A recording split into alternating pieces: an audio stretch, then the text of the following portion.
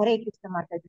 నా శ్రీమద్ భాగవతం వృషభదేవుని ఒక నిమిషం మాత్రం. శ్రీమద్ భాగవతం పంచమ స్కందం 4వ అధ్యాయం వృషభదేవుని చరితం. ఈ యొక్క అధ్యాయంలో ఎక్స్పెషల్లీ వృషభదేవుడు చాలా అద్భుతంగా ఎన్నెన్నో కార్యక్రమాలు చేస్తారు ఆయన. సో ఎప్పుడైతే ఇంద్రుడు చాలా ఎన్వి అయిపోయి వర్షాలు ఇవ్వనప్పుడు కూడా వృషభదేవుడు తన శక్తి సామర్థ్యాలతో వర్షాలు రప్పించడం ఇవన్నీ కూడా జరుగుతాయి. ఆ విధంగా ఎన్నెన్నో అద్భుతమైన కార్యక్రమాలు తన యొక్క శక్తి ప్రదర్శన కూడా జరుగుతుంది. ఆ తర్వాత వృషభదేవుడు నెక్స్ట్ అధ్యాయం ఇక్కడ నుంచి మనకు వృషభదేవుడు గురించి వస్తుంది. మీరు చూస్తూ ఉంటే ఇక్కడ స్టార్టింగ్ లో మీరు చాప్టర్స్ అన్ని చూసి ఉంటే నెక్స్ట్ మనకి వృషభదేవుడు గురించి 4, 5, 6 అధ్యాయములు వృషభదేవుడి గురించి కేటాయించబడతాయి. ఓకే. ఎక్స్పెషల్ గా ఇక్కడ వృషభదేవుడి యొక్క చరిత్ర మనకు 4వ అధ్యాయంలో వస్తుంది. 5వ అధ్యాయం అంతా కూడా ఆయన చెప్పిన టీచింగ్స్ ఎలా ఉండమంటున్నారు, దేని పట్ల ఆసక్తి ఉండాలి, దేని పట్ల వైరాగ్యం ఉండాలి, ఇవన్నీ కూడా భరత మహారాజుతో కలిపి ఆయన యొక్క సోదరులందరితో అలాగే ఆయన రాజ్య ప్రజలందరితో కొన్ని ఉపదేశాలు ఇస్తాడు ఆయన. వెరీ పవర్ఫుల్ చాప్టర్ 5వ అధ్యాయం. మన కృష్ణ చైతన్యంలో మనం పాటించే నియమాలన్నీ ఇందులో ఉంటాయి. మనం అనుకుంటాం ఎన్ని నియమాలు మన ప్రభుపాద గారు చెప్పారని. తర్వాత ఇంక వృషభ దేవుడు ఆమ్, ఎప్పుడైతే ఈ యొక్క అవధూత కింద వెళ్ళిపోయినప్పుడు అవధూత గురించిన విషయాలు వస్తాయి 5వ అధ్యాయం చివర. సో అవధూత కింద ఉన్నప్పుడు ఆయన ఎలా బిహేవ్ చేశారో, ఒక పైథాన్ లాగా ఒకే చోట ఉన్నప్పుడు ఒకే చోట ఉండి అక్కడ పైథాన్ ఏం చేస్తుంది, అక్కడే ఉంటుంది, తనకు దొరికిన ఆహారాన్ని తీసుకుంటుంది, ఆ విధంగా ఎలా వ్యవహరించాడు కదండి. సో ఆ విధంగా వృషభదేవుని యొక్క లీలా శ్రవణం చేస్తే ఏం జరుగుతుంది, అక్కడతో 6వ అధ్యాయం కంప్లీట్ అవుతుంది. 7వ అధ్యాయం మళ్ళీ భరత మహారాజు గురించి 7వ అధ్యాయం కంటిన్యూ అవుతుంది. మళ్ళీ భరత మహారాజు గురించి 7, 8, 9, 10 మొత్తం 11 కూడా 11, 12, 13 వరకు కూడా మళ్ళీ భరత మహారాజు మళ్ళీ ఎలా జడభరతుడి కింద వస్తాడో, ఆ రాహుగణ మహారాజుకి ఏ విధంగా టీచింగ్స్ ఇస్తారో అవన్నీ కూడా కంటిన్యూ అవుతాయి. ఆ తర్వాత మనకి ప్రియోత మహారాజు యొక్క వంశీయుల గురించి వివరించబడుతుంది. భరత మహారాజు వృత్తాంతం అయిపోయిన తర్వాత ప్రియోత మహారాజు యొక్క వంశీయులు, అప్పుడు మనకి జంబూ ద్వీప వర్ణన, ఈ 7 ఐలాండ్స్ ఏంటి, ఒక్కొక్క ఐలాండ్ లో మళ్ళీ జంబూ ద్వీపంలో ఏం జరిగింది, ఎన్ని వర్షాలు వచ్చాయి, అవన్నీ గంగాదేవి యొక్క ఆవిర్భావం, అవన్నీ కూడా మనకి నరక లోకాలు ఏమున్నాయి, నరక లోకాల్లో ఏం జరుగుతుంది, ఆ సూర్యుడు గమనం ఏంటి, అవంతటితో మనకి ఈ యొక్క స్కందం అనేది కంప్లీట్ అవుతుంది. సో ఈ 4వ అధ్యాయం మనకి ఎక్స్పెషల్లీ వృషభదేవుని చరిత్రం గురించే మాట్లాడుతుంది. ఆ తర్వాత టీచింగ్స్ అన్ని కూడా మనకి 5వ అధ్యాయంతో స్టార్ట్ అవుతాయి. ఇది కొంచెం చిన్న అధ్యాయమే, 19 శ్లోకములు. 5వ అధ్యాయం చాలా పెద్దది, వెరీ పవర్ఫుల్ చాప్టర్. మాతాజీ చదవండి, స్టార్టింగ్ ఫస్ట్ శ్లోకం ముందు వరకు చదవండి మాతాజీ. శశికళ అలాగే మాతాజీ. వృషభదేవుని చరిత్రం.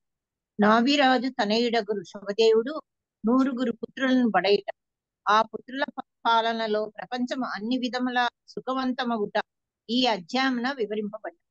వృషభదేవుడు నాభి తనయునిగా జన్మించినప్పుడు జనులు అతనిని తమ కాలపు పరమోత్కృష్ట వ్యక్తి అని, పరమ సుందరుడని కీర్తించి, అతని దేహ నిర్మాణము, ప్రభావము, బలము, ఉత్సాహము, దేహకాంతి, ఇతర దివ్య లక్షణములు అద్వితీయముగా నుండెను. వృషభ అను పదము పరమశ్రేష్ఠత్వమును సూచించు. తన పుత్రి పరమోత్కృష్ట గుణములను గాంచియే నాభి అతనికి వృషభుడని నామమొసగెను. వృషభుని ప్రభావం అసమానముగా నుండెను. వర్షాభావం ఏర్పడినప్పుడు వృషభదేవుడు వర్షము నొసగడి స్వర్గరాజగు ఇంద్రుని పట్టించుకొనక తన సశక్తిచే అజనాభమున సమృద్ధిగా వర్షమును కురిపించెను. భగవంతుడే వృషభదేవుని రూపమున పుత్రునిగా లభించినంతటా నాభి అతనిని శ్రద్ధగా పెంచి పెద్ద చేసి, పిదప అతడు రాజ్యపాలనను వృషభదేవునకు అప్పగించి వానప్రస్థాశ్రమమును స్వీకరించి బదరికాశ్రమమున వాసుదేవుని అర్చనయందు నెలకొంది. సాంఘిక కట్టుబాట్లను పాటించుటకు వృషభదేవుడు కొంతకాలము గురుకులమున విద్యార్థి అయ్యాడు. పిమ్మట గురువాజ్ఞపై అతడు స్వర్గరాజుకు ఇంద్రుడు ఒసగిన జయంతి అను కన్యను వివాహమాడాడు. ఆమె వలన అతనికి 100 పుత్రులు కలిగి, వారిలో జ్యేష్ఠ పుత్రుడు భరతుడు. భరతుడు పాలించిన నాటి నుండియే ఈ లోకమునకు భర్తవర్షమని పేరు వచ్చాడు. కుశావర్తుడు, ఇలావర్తుడు, బ్రహ్మవర్తుడు, మలయుడు, కేతువు, భద్రసేనుడు, ఇంద్రశ్రు, విద్భరుడు, కీకటుడు అను 9 మంది వృషభదేవుని మిగిలిన పెద్ద కుమారులు కవి, అంతరిక్షుడు, ప్రబుద్ధుడు, ప్రపలాయనుడు, ఆవిర్హోత్రుడు, ద్రుమిలుడు, చమసుడు, కరభాజనుడు అను మరి 9 మంది పుత్రులు రాజ్యపాలనను స్వీకరింపగా భాగవత ధర్మ ప్రచారకులై వారి చరితము కర్మలు కురుక్షేత్రమున జరిగిన వసుదేవ నారద సంవాద రూపమున ఏకాదశ స్కందమున వివరింపబడి జనసామాన్యమునకు బోధ గురువు నిమిత్తమై వృషభదేవుడు పెక్కు యజ్ఞములను ఆచరించి ప్రజలన్నిట్లు పాలించవలెను పుత్రులకు బోధించి. హరే కృష్ణ. Thank you Mataji.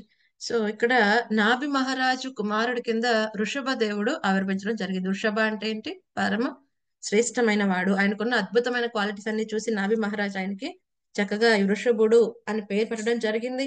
ఆ తర్వాత ఇక్కడ మనకు ఈ అధ్యాయం చదువుతున్నప్పుడు మనకు అర్థమవుతుంది. అక్కడ వివరాల్లో వెళ్దాం. ఎప్పుడైతే వర్షాలు కురిపించకపోతే ఇంద్రుడి మీద ఆధారపడుకున్న ఆయన స్వశక్తితో చేయడం జరిగింది కదండి. మనం చూస్తే పృథు మహారాజు కూడా అదే అంటారు. భూదేవి నీ యొక్క సహకారం లేకుండానే ప్రజలందరినీ నేను రక్షించగలను, వాళ్ళ పాలన చూసుకోగలను అని చెప్తారు. అంత శక్తిమంతులు. ఎందుకంటే స్వాంస భగవంతుడి కంస కాబట్టి ఆయన అన్ని చేయగలరు కదండి. ఇంకోటి ఏమని చెప్తున్నారు? సో ఎప్పుడైతే నాభి మహారాజ్ చక్కగా పెంచి పెద్ద చేసినప్పటికీ కూడా ఈయన కూడా చక్కగా వానప్రస్థాన్ని ఆశ్రమాన్ని తీసుకున్నారు. అలాగైతే అక్కడ కపిల భగవానుడు ఆవిర్భవించినప్పటికీ కూడా కర్దముని ఆయనతోనే పాటు ఉండలేదు కదండి. యొక్క ఏదైతే వైదిక పద్ధతి ప్రకారం ఇల్లు విడిచి వెళ్ళాలి, ఆయన అయితే పరమహంస స్థితి తీసుకుంటానో ఆయన వెళ్ళిపోయాడు. ఈయన కూడా అంతే కదండి. వృషభదేవుడికి అప్పగించి ఈయన కూడా వానప్రస్థానికి వెళ్ళిపోయాడు.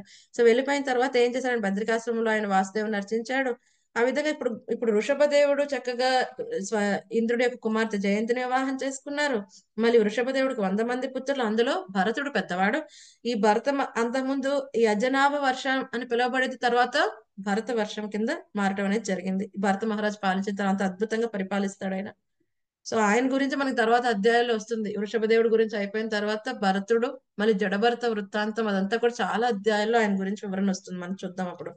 రైట్. సో తర్వాత ఇంకా వృషభదేవుని యొక్క ఇంకా మిగతా పుత్రులు ఉన్నారు, వాళ్ళందరి గురించి కూడా చెప్పారు. ఇంకా కొంతమంది నలుగురు 9 మంది పుత్రులు ఉన్నారు. వీళ్ళందరూ కూడా నవయోగేంద్రులు. ఈ నవయోగేంద్రుల గురించి చాలా అద్భుతంగా ఉంటుంది. వాళ్ళందరూ కూడా చాలా గొప్ప భక్తులు. సో వాళ్ళందరూ కూడా భాగవత ధర్మాన్ని ప్రచారం చేస్తూ ఉంటారు.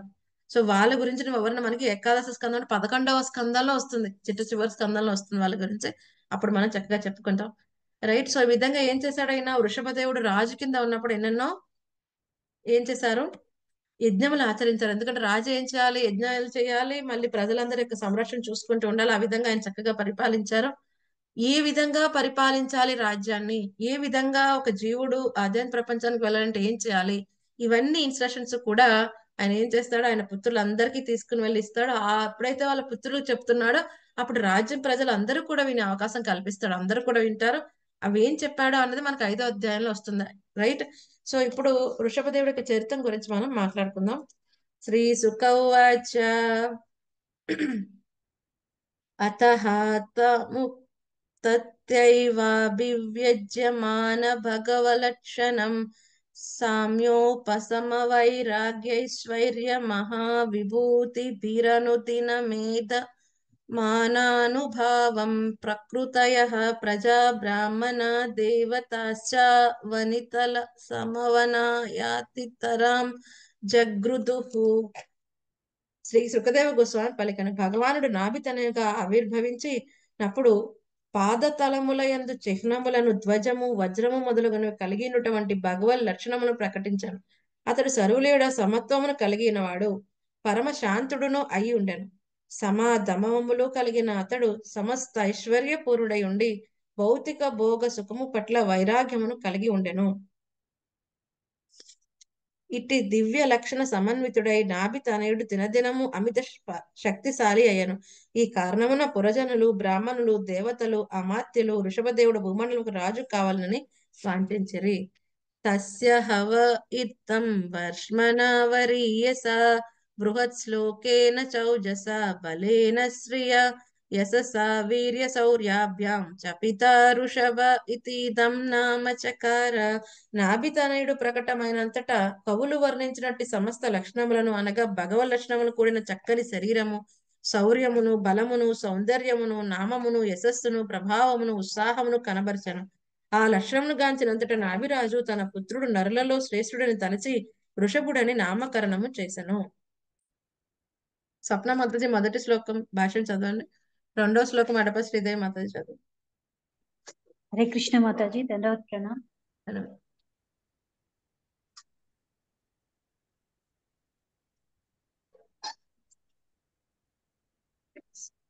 భాష్యము బై శ్రీల ప్రభుపాద్ కి జై. మాతాజీ నేను హ్యాండ్ రైట్ చేయలేదు, మర్చిపోయా మాతాజీ. ఓకే మాతాజీ. కోకల్లులుగా అవతారములు పుట్టుకు వస్తున్న ఈ రోజులలో అవతారము యొక్క దేహ లక్షణములను గమనించుట అన్నది అతి ముఖ్యమైన విషయము. జన్మ మొదలుగా వృషభదేవుని పాదతలములపై ధ్వజము, వజ్రము, పద్మము వంటి దివ్య చిహ్నములు గోచరించినవి. దీనితో పాటు అతడు దినదిన ప్రవర్తమానమైన కొలది అతని ప్రభావము ఇనుమడించెను. అతడు ఎల్లరి ఎడ సమత్వమును కలిగి ఉండెను. ఒకరిని అనుగ్రహించుట, ఇంకొకరిని ఉపేక్షించుట చేయలేదు.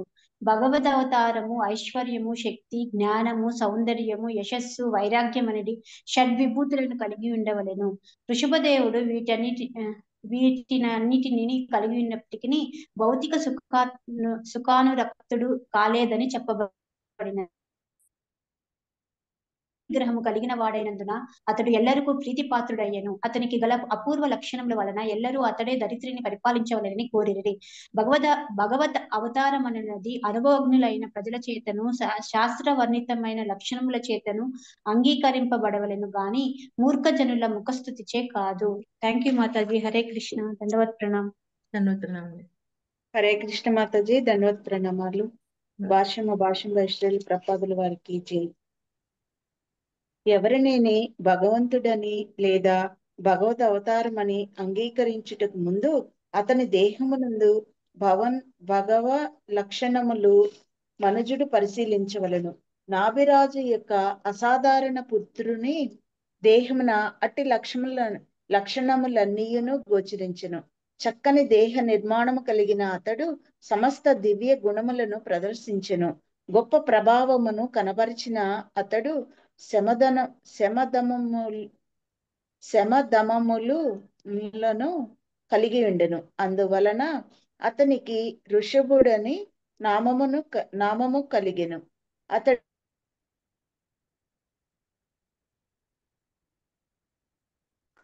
హరే కృష్ణ మాతాజీ. ధన్యవాదాలు. ధన్యవాదాలండి. సర్వశ్రేష్ఠుడని మహాపురుషుడని నామం సూచించను. లాస్ట్ లో మీ వాయిస్ రాలేదు. ఓకే, సో ఇక్కడ ఏమని చెప్తున్నారు, సో సుఖదేవ్ కోసం మళ్ళీ కంటిన్యూ చేస్తున్నారు. సో ఎప్పుడైతే ఈయన ఆవిర్భవించినప్పుడు ఏమున్నాయి, ఆయన పాద పద్మ చిహ్నంలో ధ్వజం, వజ్రం ఇవన్నీ ఉన్నాయంటే ఇవన్నీ కూడా భగవంతుల యొక్క లక్షణాలు. మనం చెప్పుకున్నప్పుడు కృష్ణ భగవానికి పాద పద్మంలో కూడా ఎన్నెన్నో అద్భుతమైన చిహ్నములు ఉంటాయి. అవన్నీ చూసినప్పుడు రజవాసులు వాటి మీద వెళ్లకుండా వాటి పక్క నుంచి వెళ్ళేవారు, ఎంతో గౌరవంగా కదండి. అక్రూర మహాశయ కూడా ఎప్పుడైతే బృందావనం వచ్చినప్పుడు కదండి, ఆ యొక్క బృందావన ప్రాంతం వచ్చినప్పుడు ఎక్కడైతే చూస్తాడో ఆ యొక్క పాద పద్మాన్ని చూసి వాటికి ప్రణమిల్లి భక్తి పారవస్యాన్ని పొందుతాడు. ఆ యొక్క రజలో దొల్లుతాడు. ఓ ఇది కదా నా స్వామికి పాద పద్మాలు ఉన్నవి అని చెప్పి అక్రూర మహాశయ కూడా చేస్తాడు కదండి. ఎప్పుడు కూడా భూదేవి ఎంతగానో సంతోషిస్తుంది ఆ యొక్క చిహ్నాలన్నీ చూసుకుని కదండి. ఎప్పుడు కూడా స్వామిని అన్ని విడిచిపెట్టి ఉండట్లేదు.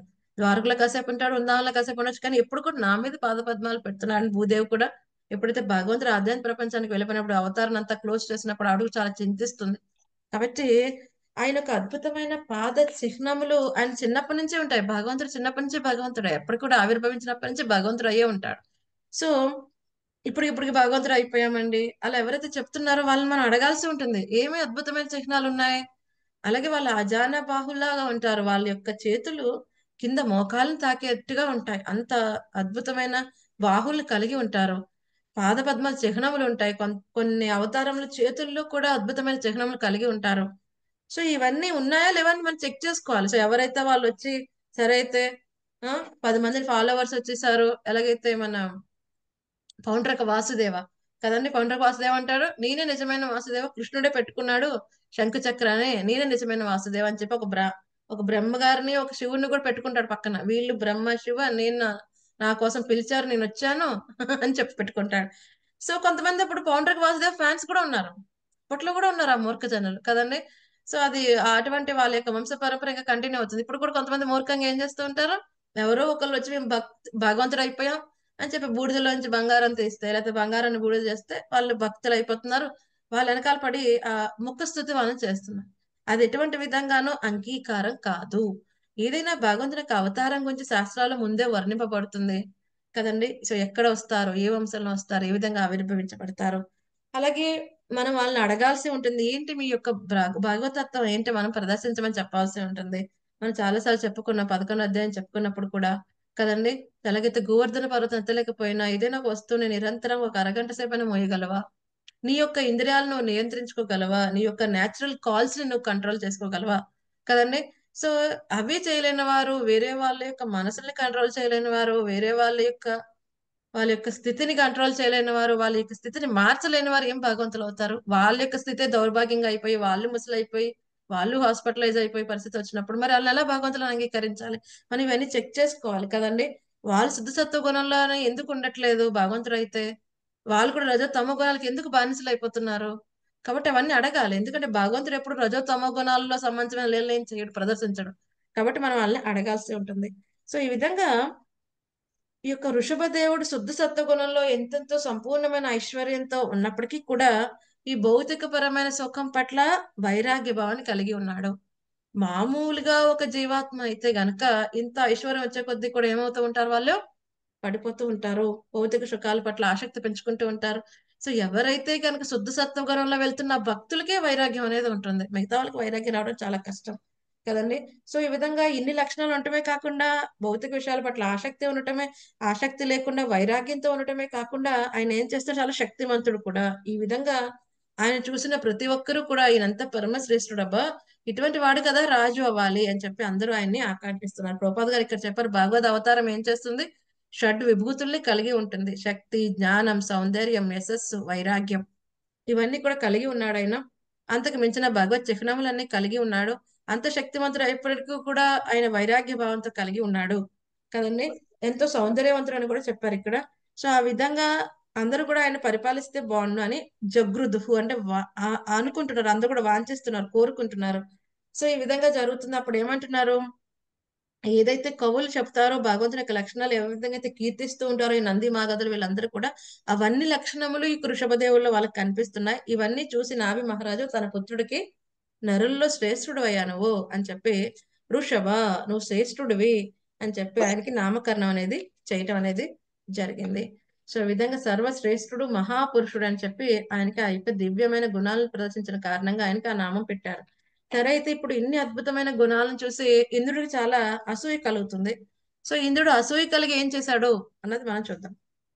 యస్య హీంద్ర స్పర్ధమానో భగవాన్ వర్షేణ వవర్ష తదవధార్య భగవాన్ వృషభదేవో యోగేశ్వరః ప్రహస్యాత్మయోగమాయయా స్వవర్షమజనాభం నామాభ్యవర్షత్. ఐశ్వర్యశాలియకు స్వర్గరాజు ఇంద్రుడు వృషభదేవుని యొడ అసూయగ్రస్తుడయ్యను. అందువలన అతడు భారతవర్షమున వృషభదేవుడు ఉన్నట్టి ప్రాంతమున వర్షము కురిపించలేదు. యోగీశ్వరుడగు వృషభదేవుడు అప్పుడు ఇంద్రుని సంకల్పం నెరిగి నవ్వుకుని తన శక్తి చేతనే యోగమాయ ద్వారా అజనాభమను తన ప్రాంతమును సమృద్ధిగా వర్షమును కురిపించను. నాభిస్తు యథాభిలషితం సుప్రజస్త్వమవరుద్యాతి ప్రమోదభర విహ్వలో గద్గదాక్షరయా గిరా స్వైరం గృహీత నరలోక సధర్మం భగవంతం పురాణ పురుషం మాయా విలసిత మతిర్వసతాతేతి సానురాగముపలాలయన్ పరాం నివృత్తిముపగతః. తన కోరికకు తగినట్టుగా శ్రేష్ఠుడకు పుత్రుణ్ణి బడిసిన కారణమున నాభి సదా దివ్యానంద విపులుడై ఉండి పుత్రుని ఎడ అమితానురాగమును చూపుచు గద్గద కంఠంతో వత్స కుమార అని సంబోధించేటివాడు. యోగమాయా ప్రభావమున అతడు పరమ జనకుడకు భగవానునే పుత్రుడిగా భావించను. ఇక భగవంతుడు తన ఇచ్ఛానుసారముగా అతనికి పుత్రుడై ఎల్లరితో సామాన్య మానవుని వలె వర్తించను. ఆ విధముగా నాభిరాజు తన దివ్య పుత్రుని పరమ అనురాగముతో పెంచుచు ఆనందమును, హర్షము, భక్తి భావములతో విహ్వలుడయ్యను.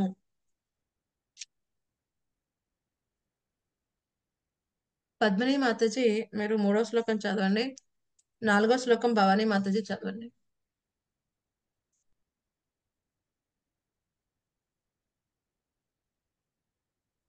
హరే కృష్ణ మాతాజీ దండవత్ ప్రణామం. భాష్మవ ప్రభుపాదికి జై. భగవాన్ అనేది పదము ఈ శ్లోకమున 2 మార్లు వాడబడింది. ఇంద్రుడు మరియు భగవత్ అవతారముకు వృషభదేవుడు ఇరువురును భగవానుడే అని వర్ణింపబడిరి. కొన్ని మార్లు నారదుని బ్రహ్మను కూడా భగవానుడని సంబోధించుట జరుగును. భగవానుడి పదమునకు బ్రహ్మ, శివుడు, నారదుడు, ఇంద్రుడు వంటి పరమ ఐశ్వర్యశాలి మరియు శక్తి సంపన్నుడని అర్థము. తమ అసాధారణముగా ఐశ్వర్యం వలననే వారు భగవానుడని సంబోధింపబడుదురు. వృషభదేవుడు భగవత్ అవతారం కనుక అది భగవానుడు. అందువలన అతడు ఇచ్చట యోగీశ్వరుడని వర్ణింపబడను. అతడు పరమ ఆధ్యాత్మిక శక్తి సమన్వితుడని ఆ పదము సూచించుచున్నది. వర్షము కొరకే అతడు ఇంద్రుడిపై ఆధారపడ అవసరం లేదు. స్వయంగా తానే వర్షమును కురిపించగలడు. అదే కార్యము అతడు చేసి చూపించను. యజ్ఞాత్ భవతి పర్జన్య అని భగవద్గీత తెలుపబడింది. అనగా యజ్ఞముచే వర్షము కురియగలదు. వర్షమును కురిపించవలసిన బాధ్యత ఇంద్రుడిది. కానీ అతడే తన బాధ్యతను విస్మరించినప్పుడు స్వయంగా భగవానుడే యజ్ఞుడు లేదా యజ్ఞపతి అని తెలియబడువాడు ఆ కార్యమును చేపట్టును. ఆ విధంగా జరిగి ఆ జనాభా ప్రాంతమున సమృద్ధిగా వర్షం కురిచినది. యజ్ఞపతియే తలిచినప్పుడు క్రింద వారి సహాయం లేకుండానే ఏ కార్యమని చేయగలడు. కనుకనే భగవానుడు సర్వశక్తివంతుడని తెలియబడినాడు. కలియుగమున చివరకు తీవ్ర క్షామము అనావృష్టి ఎదురు కానున్నది. ఏలనగా అజ్ఞానము మరియు యజ్ఞ ద్రవ్యముల కొరత వలన రాను రాను జనులు యజ్ఞ నిర్వహణను విస్మరిద్దురు. కనుకనే శ్రీమద్ భాగవతమునందు యజ్ఞేహి సంకీర్తన ప్రాయై యజంతిహి సుమేధసహ అని ఉద్దేశింపబడింది. యజ్ఞం యొక్క ఉద్దేశము నిస్సందేహముగా దేవుదేవుని సంతృప్తిపరిచడయే. కలియుగమునందు గొప్ప కొరత మరియు అజ్ఞానం ఉండనే ఉన్నవి.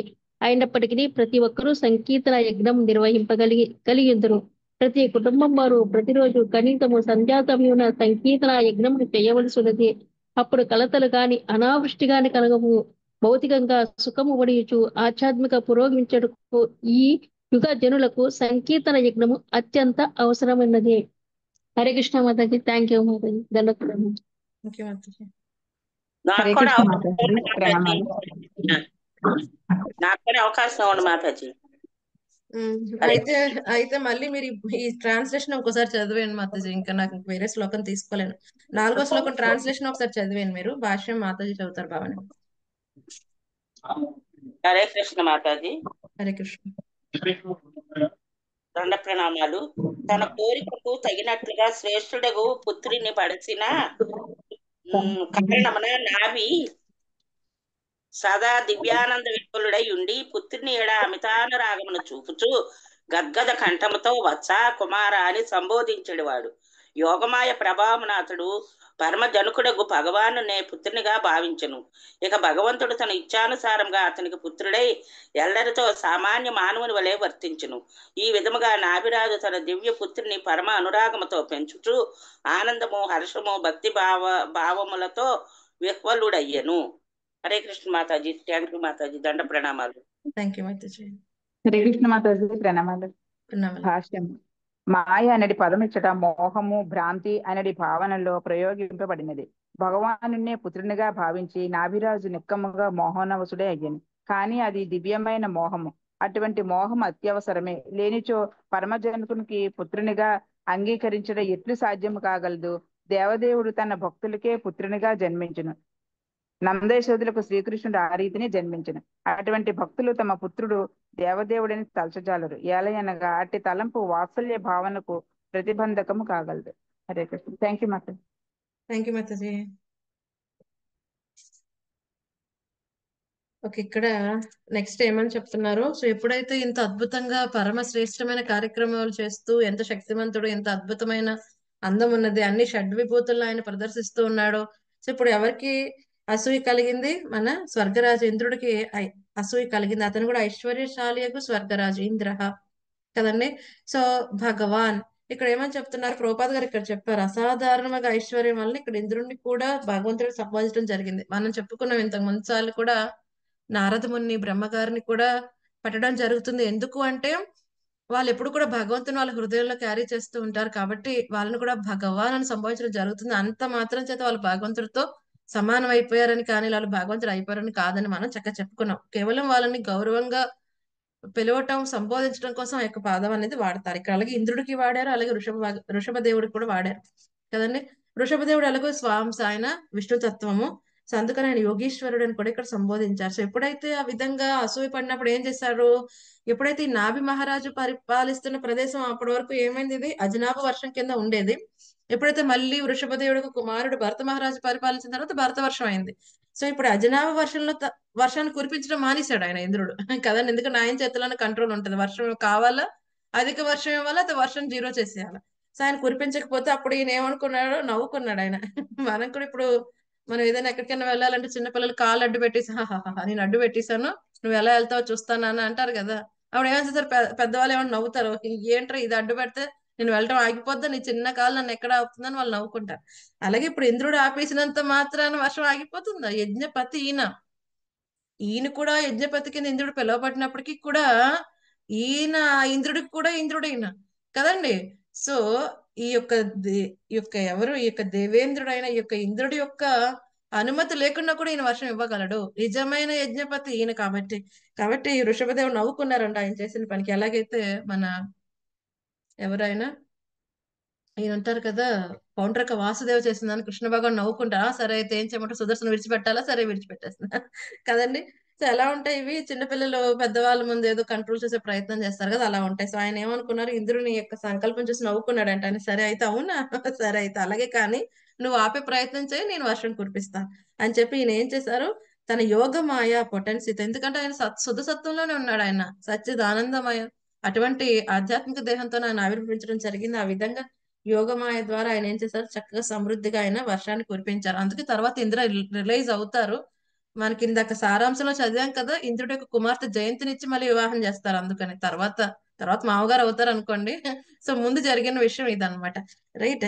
సో ఈ విధంగా ఏం చేశారు ఆయన, ఆ విధంగా ఆయన ఒక శక్తిని ఆయన చూపించడం జరిగింది. ఎందుకంటే ఈయన కూడా విష్ణువు కాబట్టి, నిజమైన యజ్ఞపతి ఆయనే కాబట్టి, మిగతా ఎవరి సహకారం లేకపోయినా యజ్ఞపతి అయిన విష్ణువు అనుకుంటే ఆ కార్యం అది సుసంపన్నం అవుతుంది. దానికి ఎవరు వేరే దేవీ దేవత ఎవరు సహకరించాల్సిన అవసరం లేదు అని ఇక్కడ మనకి చక్కగా చెప్తున్నారు, రైట్. సో ఇప్పుడు మరి ప్రభుపాద గారు దాన్ని కనెక్ట్ చేస్తున్నారు. సో ఇప్పుడు కాలంలో మనం చేయాల్సిన యజ్ఞం ఏంటి, హరే కృష్ణ కృష్ణ కృష్ణ హరే హరే, హరే రామ రామ రామ హరే హరే, యజ్ఞ సంకీర్తనపై యజంతి సుమేత. ఏం చెప్పాడు ఆయన, ఈ తెలివైన వాళ్ళందరూ కూడా ఈ నామ సంకీర్తన వాళ్ళు యాక్సెప్ట్ చేస్తారు కదండి. ఈ నామ సంకీర్తన ద్వారా మనం భగవంతుని సంతృప్తి పరచగలం. ఎందుకంటే ఇప్పుడు నిజంగా మనం యజ్ఞం చేయడానికి కావాల్సిన యజ్ఞ ద్రవ్యాలు గాని ఋత్విక్కులు గాని మనకి ఇప్పుడు అవైలబిలిటీలో లేరు, అంత ప్యూర్ గా చేసేవాళ్ళు. కాబట్టి ఇప్పుడు నామ సంకీర్తన చేయడం జరుగుతుంది. మనం ఒకసారి ప్రభుపాద్ గారు కూడా చెప్తారు, ఒక లీలామృతంలో ప్రభుపాద్ గారు ఒకసారి హైదరాబాద్ ఏరియా ప్రాంతంలో వర్షాలు కురకపోతే నామ సంకీర్తన చేయమని ఇన్స్ట్రక్షన్స్ చెప్తారు. తర్వాత నామ సంకీర్తన చేయడం కారణంగా చాలా అద్భుతంగా సమృద్ధిగా వర్షం అనేది కురుస్తుంది.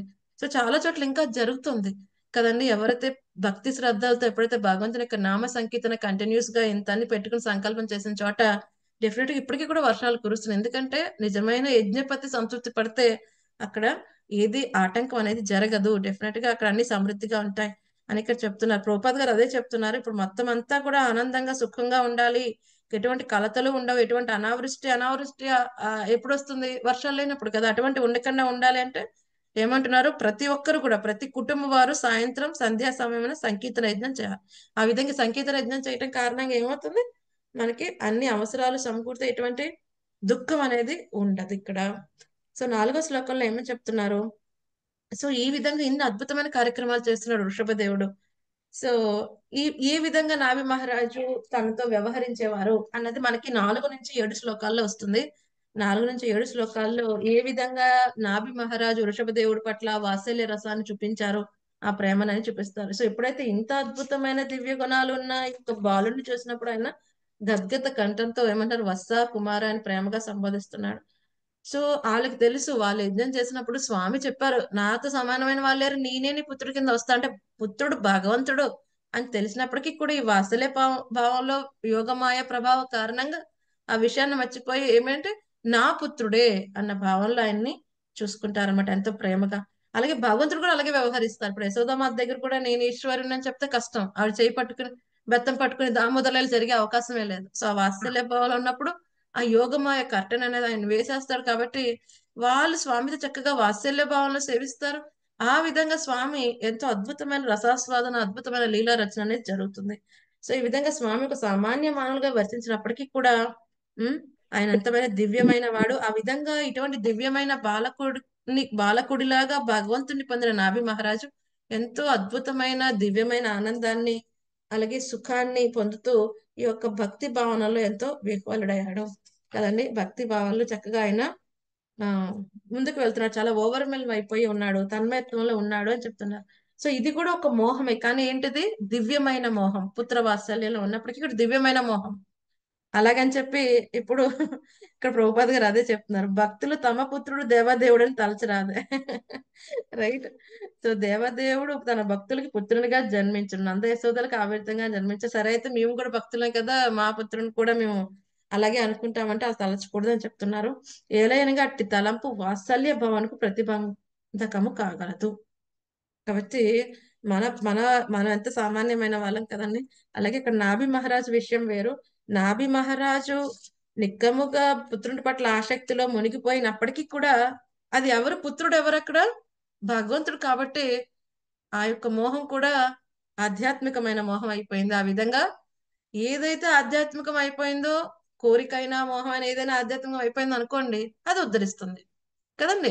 సో ఆ విధంగా ఇప్పుడు రావి మహారాజుకి అది కూడా దివ్యమైన మోహంలోనే ఉన్నారు.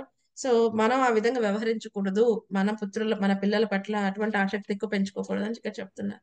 అంటే మన రెస్పాన్సిబిలిటీ మనం తీసుకోవాలి. దివ్యమైన ఆసక్తి, ప్రేమ అనేది మనం భగవంతుడి పట్ల పెంచుకోవాలి అని చెప్తున్నారు.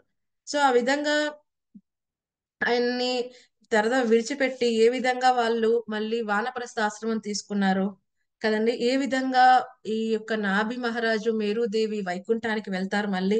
సో అవంతా వివరణ మనకి నెక్స్ట్ వచ్చే శ్లోకాల్లో వస్తుంది. 5, 6, 7లో ఈ నాభి మహారాజు ఏ విధంగా పరిపూర్ణత్వాన్ని పొందాడు, జీవిత పరిపూర్ణత్వాన్ని. కాబట్టి ఆ విషయాలు మనం ఈవినింగ్ 8 to 9 సెషన్ లో తెలుసుకుందామని. సందేహాలు ఉన్నాయండి?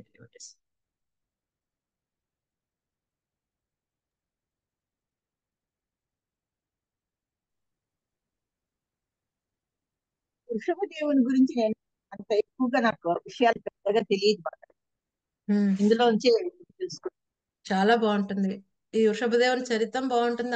ఆ చరిత్రం కంటే ఆయన ఉపదేశాలు ఇంకా బాగుంటాయి. 5వ అధ్యాయం చదువుతూ ఉంటే అర్థమవుతుంది, ఇవే కదా ప్రభుపాద్ గారు మనని పాటించమని చెప్తున్నారు అనేది తెలుస్తుంది. రైట్. ఇందాక ప్రభుపాద్ గారు చెప్పారు కదా, తపస్సు మొట్టమొదటి ఇన్సెషన్ ఏంటి? బ్రహ్మచర్యం. మన వృషభదేవుడు కూడా చెప్తారు, అది బ్రహ్మచర్యం గురించి మాట్లాడతారు. రైట్. ఓకే మాతాజీ, ఇక్కడ భగవంతుడు అవధూతగా వస్తారు కదా మాతాజీ.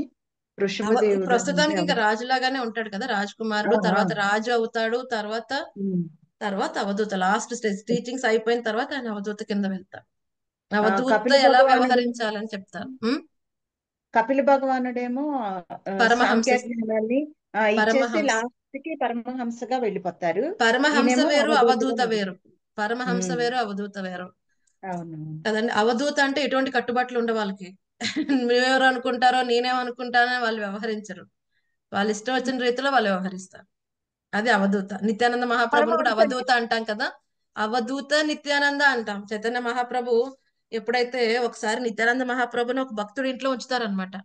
భక్తుడి ఇంట్లో ఉంచినప్పుడు చైతన్య మహాప్రభు టెన్షన్ పడిపోతుంటారు. మిగతా భక్తులు అంటారు, ఎందుకు టెన్షన్ పడుతున్నారు, నీకు తెలీదు ఆ నిత్యానంద అవధూత, ఏదైనా చేయొచ్చు ఆయన. ఈ భక్తుడికి ఏమో ఇప్పుడే వస్తున్నాడు, భక్తి జీవితంలో తట్టుకోగలడో లేదో నిత్యానంద మహాప్రభు. ఎందుకంటే నిత్యానంద మహాప్రభు ఆ భక్తి పారవశ్యంలో ఒక్కొక్కసారి ఒక్కొక్కలాగా బిహేవ్ చేస్తారు. ఒకసారి నృత్యం చేస్తారు, గాల్లో ఎగురుతూ ఉంటారు కదండి. ఒక్కొక్కసారి కంటిన్యూస్ గా నామం చెప్తూ ఉంటారు. సో ఇవన్నీ ఆ భక్తుడికి, కొత్తగా వచ్చిన భక్తుడికి అర్థం కాదు కదా. చైతన్య మహాప్రభు అంటారు, ఈ అవధూతని తీసుకుని వెళ్ళి అక్కడ అప్పచెప్పాం, ఏం జరుగుతుంది ఏంటో అంటారు. సో అవధూత ఏంటంటే, ఎలాగైతే గాలి ఎక్కడికైనా వెళ్తుంది, గాలికి ఏమైనా ఆటంకం చెప్తారో ఇక్కడికి వెళ్ళొద్దు అని లేవు, అలాగే అవధూతకి నో రిస్ట్రిక్షన్స్.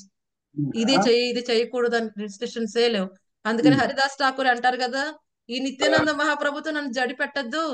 ఈయనతో పాటు వెళ్తూ ఉంటే ఏం చేస్తున్నాడు, ఆయన అవధూత కదా. అవధూత కాబట్టి ఏం చేస్తున్నాడు, రోడ్డు మీద వెళ్తూ ఉంటే ఏం చేస్తున్నాడు, ఆ చిన్నపిల్లకి జడ పీకేసి వెళ్ళిపోతున్నాడు. వాళ్ళేమంటారు, ముసలైపోయావు హరిదాస్ ఠాకూర్, ఎటువంటి పనులు చేస్తున్నావు అంటున్నారు. ఈయనేమో పారిపోతున్నాడు యువకుడు, ఈయనతో పాటు నాకు జతి పట్టదు.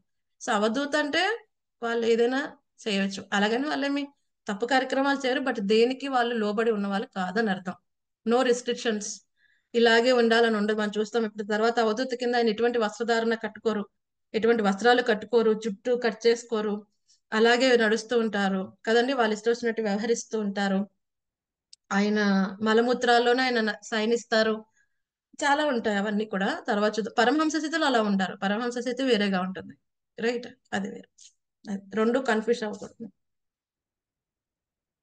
ఓకే, ఇంకేమైనా అంటే సందేహాలు? ఇప్పటి వరకు అవధూతలు అంటే ఇప్పుడు కూడా ఉన్నారు అవధూత అని చెప్పి ఒక నాకు తెలీదు. మా ఇంటి దగ్గర ఉన్న వాళ్ళందరూ వెళ్తా ఉంటారు మాతాజీ, ఓకే, ఆయన అవధూత అని అంటారు. నాకు అర్థం కాలేదు అవధూత అనే పదం ఇక్కడ విన్నాను కదా, భగవంతుడే అవధూతగా వచ్చారు అని మనం ఈ అధ్యాయంలో తెలుసుకున్నాము. అక్కడ భగవంతుడు అవధూత కాదు, వృషభదేవుడు అవధూత కింద అయ్యారు. అది వృషభదేవుడు అయ్యారు. అవధూత కింద ఉన్నప్పుడు ఎలా వ్యవహరించాలో అది కూడా డిస్ప్లే చేసి చూపించారు అంతే. ప్రతి అవధూత భగవంతుడు కాదు, ఉమ్. మనం అది గుర్తుపెట్టుకోవాలి. ప్రతి అవధూత భగవంతుడు కాదు. అంటే ఎందుకంటే అవధూత ఇప్పుడు యాక్చువల్ గా వృషభదేవుడి యొక్క బిహేవియర్ ని చాలా మంది కాపీ చేస్తారు ఎక్స్టర్నల్ గా, కానీ వృషభదేవుడి యొక్క ఇంటర్నల్స్ కాపీ చేయాలి. ఇంటర్నల్ గా ఆయన ఏం చేస్తున్నారు, వాసుదేవుడి మీద ఆయన మైండ్ ఫోకస్ పెట్టారు. వాసుదేవుడి మీద మైండ్ ఫోకస్ పెట్టుకుని ఆయన ఓన్లీ ఎక్స్టర్నల్స్ ఆయన ఎలా బిహేవ్ చేశారో అది కాపీ చేసి మేము కూడా వృషభదేవుడు అంత సమానం అయిపోయిన వాళ్ళం అంటే అది సమంజసమైన విషయం కాదనమాట. వృషభదేవుడు ఇంటర్నల్ గా ఎలా ఉన్నాడు అన్నది ఆయన టీచింగ్స్ ద్వారా మనకు అర్థం అవుతుంది. ఆయన భక్తి యోగాన్ని ప్రిఫర్ చేస్తారు, భక్తి యోగంలో ఉండమని చెప్తారు. ఆయన కూడా అదే విధంగా వసుదేవ స్థితిలో ఉంటారు.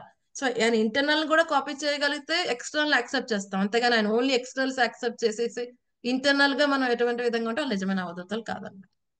సో అందుకనే ప్రతి అవధూత భగవంతుడు కాదు, ఇక్కడ వృషభదేవుడు అవధూత కింద మనకి చూపిస్తారు అదంట.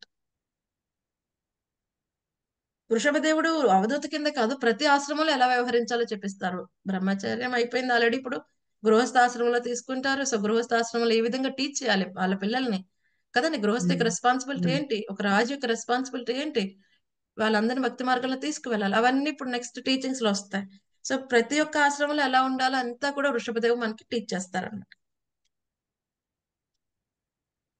రైట్? ఓన్లీ ఎక్స్టర్నల్స్ కాపీ చేయకూడదు, ఇంటర్నల్ కూడా మనకి ఉండాలి. ఇక్కడ కూడా అరుణాచలంలో అవధూత అని అందరూ వెళ్ళారు కదా మాతాజీ, ఆమె ఎంగిలి పైలు చూసుకుంటుండగానే ఆమె అవధూత అంటారు, అందరూ వెళ్ళి చూసారు. అదే ఇటు పిచ్చోళ్ళు మాతాజీ, అదే నేను చెప్పలేదు, మీరు చెప్పలేదా? మాత చెప్తున్నారు కదా అందరూ అలా దేవుళ్ళు దేవుళ్ళు మాయాతత్వవేత్తలు అంటారు కదా మాతాజీ, మీరు ఇలా మాయాతత్వవేత్తలే. మనకు తెలియదు వాళ్ళ ఇంటర్నల్స్ ఏంటో, మనకు తెలియనప్పుడు మనం వాళ్ళ గురించి మాట్లాడకూడదు. వాళ్ళ పరిస్థితి మనకు తెలియదు కదా, వాళ్ళ ఇంటర్నల్ స్థితి ఏమో తెలియదు. బట్ అవధూత స్థితి అంటే ఏంటంటే నో రిస్ట్రిక్షన్స్ వాళ్ళకి. అది అటువంటి స్థితిలో వాళ్ళు అవధూతల కింద వాళ్ళు ఉంటారు. వాళ్ళకి ఇలాగే ఉండాలి, నువ్వు ఇలా బట్ట కట్టుకో అంటే వాళ్ళు ఒప్పుకోరు, అది అవధూత స్థితి. బట్ వాళ్ళ ఇంటర్నల్స్ ఏంటి? అవునా, ఓకే, తెలియదండి. నేను మనం ఎక్కువ ఫాలో అవ్వం కదా న్యూస్, తెలియదు. చెప్తే విన్నాను మాతాజీ, మేము చూడలేదు. ఓకే, సో అది అవధూత అంటే అదేంటంటే నో రిస్ట్రిక్షన్స్ వాళ్ళకి, అదనమాట. లైక్ ఎయిర్, గాలికి ఏమైనా రిస్ట్రిక్షన్ ఉండవు, వాళ్ళకి రిస్ట్రిక్షన్ ఉండవు అని చెప్తారు. అది సో మనం వాళ్ళని నిజమైన అవధూతో కాదు మనకు తెలిసి వాళ్ళని మనం యాక్సెప్ట్ చేయాల్సి ఉంటుంది, రైట్? ఓకే జై, thank you so much dear devotees. మళ్ళీ మనం